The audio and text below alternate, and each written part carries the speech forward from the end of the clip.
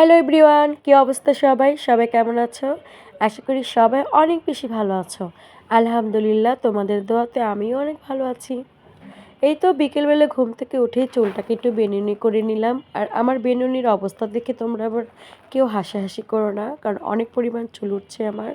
এদিকে তারপর মেয়ের রুমে আসলাম, আর মেয়ের রুমে এসে দেখি রুমটাকে একদম নাজেহাল করে রেখে দিয়েছে। আর কিভাবে ঘুমাইছে দেখেন। তাহরিম, তাহরিম, তোমার ঘরের কি অবস্থা? খাটখুট গুছাইতে হইব, চাদর চাদর পাল্টাইতে হইব। যাও ওই ঘরে যাই, একটু সও গান। আসলে স্কুল থেকে আসার পরে অনেক ক্লান্ত হয়ে যায়, তাই যেভাবে পারে সেভাবেই ঘুমিয়ে পড়ে। এই যে সকাল 10টা বাজে স্কুলে যায়, আস্তে আস্তে কিন্তু সন্ধ্যা 6টা বেজে যায়। যেহেতু শীতকাল, একটু দিনটা ছোটই হয়ে গিয়েছে। তারপরে মেয়েটাকে ঘুম থেকে উঠিয়ে দিলাম, উঠিয়ে বললাম ওই ঘরে যেয়ে একটু বসো, তারপরে তোমাকে আবার একটু নাস্তা পানি আমি দিব। ততক্ষণ পর্যন্ত আমি একটু তোমার রুমটাকে গুছিয়ে দিই খুব সুন্দর করে।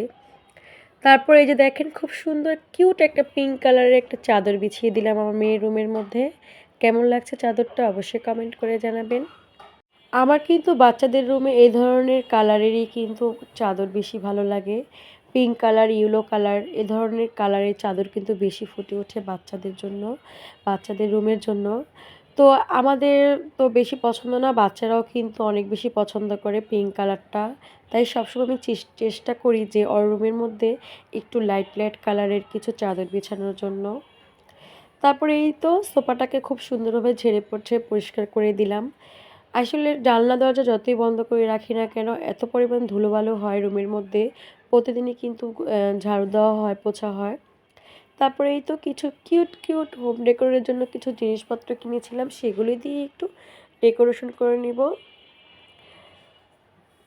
তারপরে পুরো রুমটাকে তোমাদেরকে দেখাচ্ছি কেমন হয়েছে আমার রুমটা সাজানো। তারপরে এই যে রুমের মধ্যে যে ইনডোর গাছগুলো ছিল সেগুলো আমি একটু স্প্রে করে দিলাম। তারপরে তোমাদেরকে ফাইনাল লুকটা দেখাচ্ছি। এই তো দেখো কেমন লাগছে। আসলে এই ধরনের লাইটগুলো কিন্তু অন্ধকার রুমেই বেশি ভালো লাগে। রুমটা একদম ফুটে উঠেছে দেখো, মাশাল্লাহ। তো এই যে পুতুলগুলো দেখতে পাচ্ছ, এই পুতুলগুলো কিন্তু আমার মেয়ের ছোটোবেলার পুতুল ছিল। আমি খুব যত্ন করে রেখে দিয়েছিলাম। আমি আমার মেয়ের ছোটোবেলার অনেক জিনিসই খুব যত্ন করে রেখে দিয়েছি, যাতে করে বড় হয়ে সে দেখতে পারে।